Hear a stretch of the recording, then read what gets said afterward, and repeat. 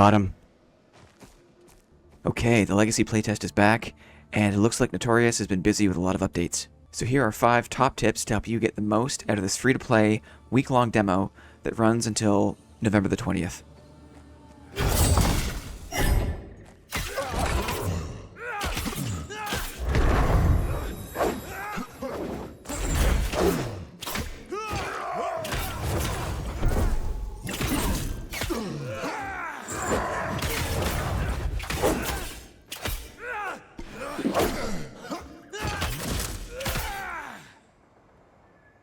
GG, brother.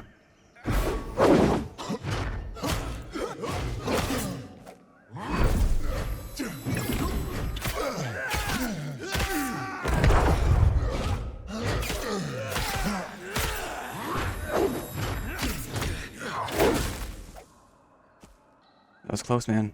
The first tip is learn how to cook. They've added a lodge for this playtest, which looks really cool. The lodge has got a bunch of different things inside it, like a fireplace, a cooking pot, a bed. But it's the fireplace and the cooking pot that are the most important to talk about. You can unlock the fireplace by getting your hands on some chopped wood. And once you have it unlocked, you can put more chopped wood inside to add fuel to the fire. Then you'll need to get a cooking pot. To get a cooking pot, go to the city, to the tavern maid, to craft, and then look for a copper pot and craft this item. Once you have the copper pot crafted, you can go back to the lodge and unlock the cooking pot. So when you've got a fire going at the fireplace, in the cooking pot, now you can open the cooking pot, and from here you can drop in food items that you pull out of raids that you keep in your inventory. And different food items will give you different passive bonuses for your next adventure. So for example, I've got these wolf steaks. We'll throw a wolf steak on the fire. This is going to give me plus 60 max health for 2 sessions, which is really useful, because sometimes I win fights by the skin of my teeth.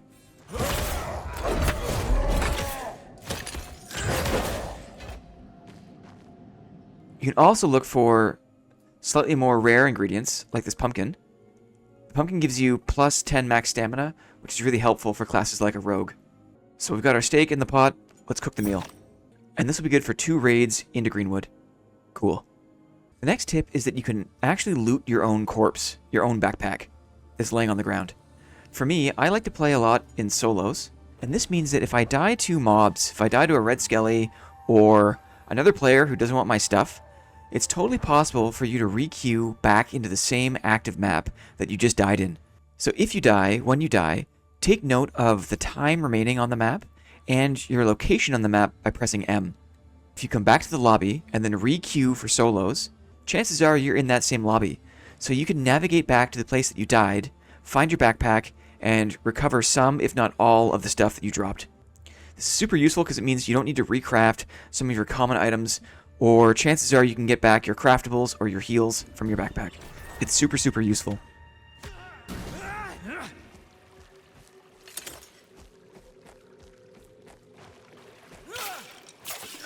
Bam. 18.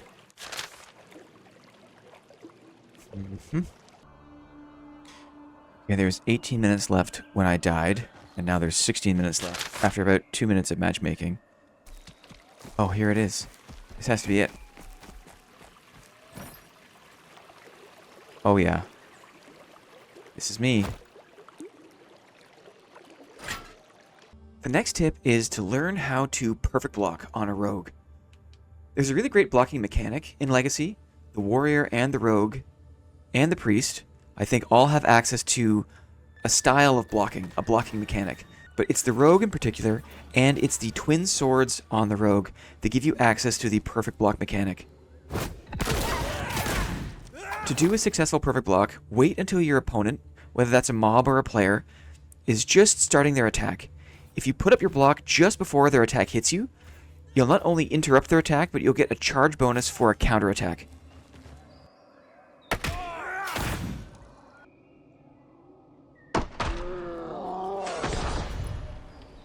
So here we've got the twin swords equipped. We have a 4-piece attack pattern.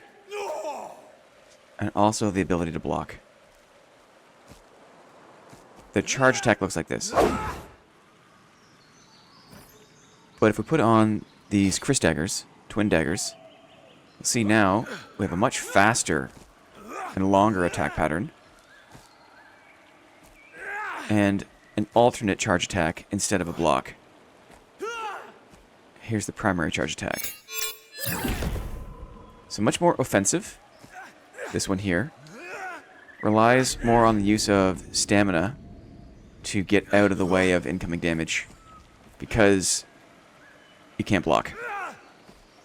So for that reason, I do prefer the twin swords. Twin swords I feel like have a little more versatility for my tastes. I mean, I just love the perfect block mechanic. I just love this. Okay, and the last tip is about how to disenchant weapons and armor.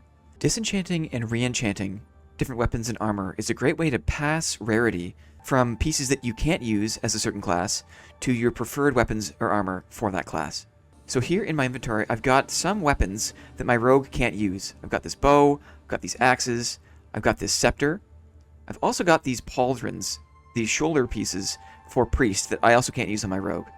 So Legacy is cool in that it lets you deconstruct these items that you don't want, capture their rarity, and then infuse other items, other weapons and armor with that rarity. Here's how you do it. You go to the city, you go to the enchantress, you choose disenchant. Here in the disenchant menu, you see all the items that are in your stash, including the pieces that maybe you don't want. So for example, let's say I want to increase the rarity of my Night Stinger blades, and to do that I need to deconstruct, I need to disenchant this Beacon of Hope. So I find the Beacon of Hope in the list. Here it is. And then I choose disenchant. And when I do that, it's going to give me these assets. It's going to give me a minor weapon crystal, an iron bar, and an oak heartwood. So let's do that. So now you can see that it's populated my stash. It's just layered those resources back into my stash. And you can see I've got another minor weapon crystal. So to enchant these Night Stinger blades, let's go to the weaponsmith.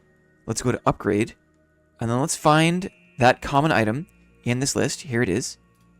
And you can see to do this, it requires 2 minor weapon crystals, 4 iron bars, and 1 oak heartwood. So I have all those materials. Let's click upgrade. You can see now the rarity of these Night Stinger blades has been increased to uncommon, which is great.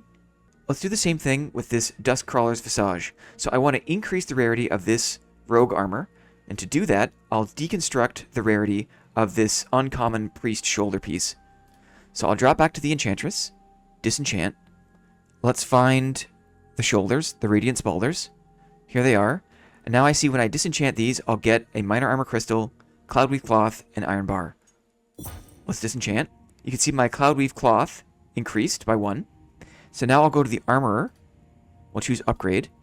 And let's find my Duskcrawler's Visage. Great. So I'll choose this. And this requires the item, 2 minor armor crystals, light leather, and iron bar. I have all those things. Let's upgrade.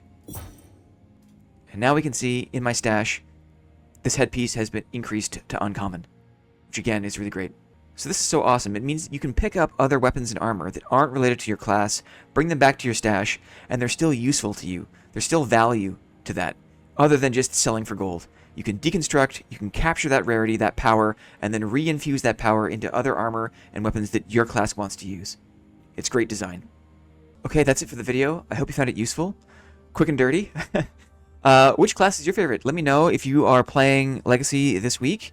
Let me know if you've got a preference for a class, if there's something that you want me to take a look at. I've got a lot of experience with Rogue, some experience with the Warrior. I am just learning Hunter and Priest, but I'm curious to hear what class are you most interested in. Let me know. I wish you good luck in your adventures. I hope to see you in Greenwood. Don't forget to check the bushes, because there's a chance that I'm hiding there and I'm right behind you. Good luck. We'll see you around.